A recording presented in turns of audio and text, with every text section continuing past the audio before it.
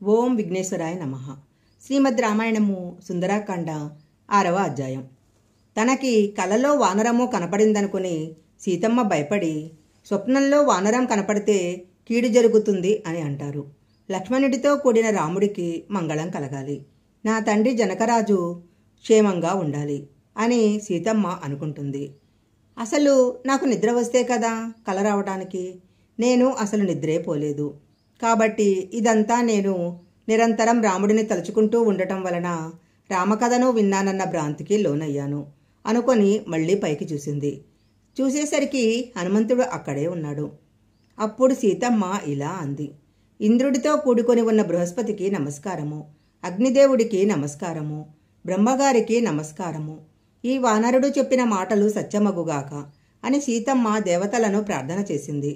అప్పుడు హనుమంతుడు మెల్లగా కొన్ని కొమ్మల కిందికి వచ్చి, అమ్మా, నేను అబద్ధం చెప్పలేదు, యథార్థమే చెప్పాను. నేను రామదూతను, సుగ్రీవుడి సచివుడను, నన్ను నమ్మమ్మా అన్నాడు. సీతమ్మ అప్పుడు ఇలా అనంది: ఎవరు 100 సంవత్సరాలు జీవితాన్ని పండించుకుంటారో, ఉత్సాహంతో నిలబడతారో వాడు ఏదో ఒకనాటికి జీవితంలో శుభవార్త వింటారు. నేను బహుశా ప్రాణాలు విడిచిపెట్టకుండా నిలబడినందుకు ఈ శుభవార్త విన్నాను అంది.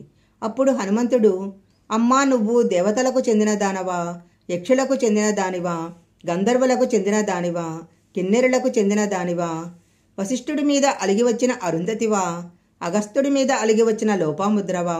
నీ పాదాలు భూమి మీద ఆనుతున్నాయి కాబట్టి నువ్వు దేవతా స్త్రీవి కాదు. నీలో రాజలక్షణాలు కనపడుతున్నాయి కాబట్టి నువ్వు ఖచ్చితంగా క్షత్రియ వంశానికి చెందిన ఒక ఇల్లాలివై ఉంటావు. నువ్వు కానీ జనస్థానంలో రావణుడి చేత అపహరింపబడ్డ సీతమ్మవి కాదు కదా అన్నాడు. అప్పుడు సీతమ్మ, ఈ పృథ్వీ మండలాన్ని ఏలిన రాజులలో చాలా గొప్పవాడైన శత్రు సైన్యాలను చీల్చి చెండాడగల దశరథ మహారాజు పెద్ద కోడల్ని నేను. విదేహ వంశంలో జన్మించిన జనక మహారాజుకి కూతుర్ని. నన్ను సీత అంటారు. బుద్ధిమంతుడైన రాముడికి ఇల్లాలని. నేను అయోధ్యలో 12 సంవత్సరాలు హాయిగా గడిపాను. కానీ 13వ సంవత్సరంలో దశరథుడి ఆజ్ఞ మేర దండకారణ్యానికి వచ్చాము.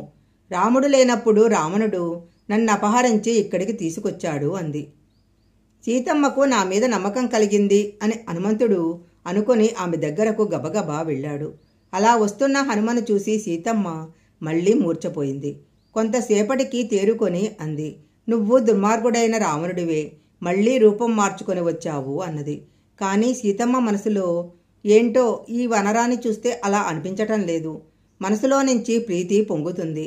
ఈయన అలాంటి వారు కాదు అనిపిస్తుంది.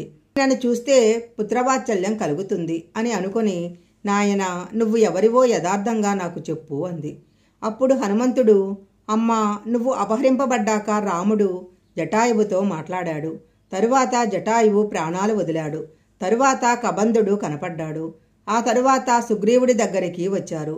సుగ్రీవుడితో స్నేహం చేసిన రాముడు వాలి సంహారం చేసిన తరువాత సుగ్రీవుడికి పట్టాభిషేకం చేశారు. నిన్ను వెతకటం కోసము సుగ్రీవుడు వర్షాకాలం వెళ్ళిపోయాక వానరాలను పంపించాడు. దక్షిణ దిక్కుకి అంగదుడి నాయకత్వంలో వచ్చిన వానరాలు సముద్రాన్ని చేరుకొని ఉండిపోయాయి. నన్ను హనుమ అంటారు. సంబాసురుడు అనే రాక్షసుడిని చంపిన కేసరి నా తండ్రి. మా తల్లి అంజనాదేవి క్షేత్రముగా వాయుదేవుడికి ఔరసపుత్రుడను నేను నీ కుమారుడి వంటి వాడను. నేను రామదూతను తల్లి. రాముడు నీ కోసం బెంగపెట్టుకుని ఉన్నాడు. నీ జాడ తెలియగానే రాముడు వచ్చి నిన్ను రక్షిస్తాడు. నన్ను నమ్ము తల్లి అన్నాడు.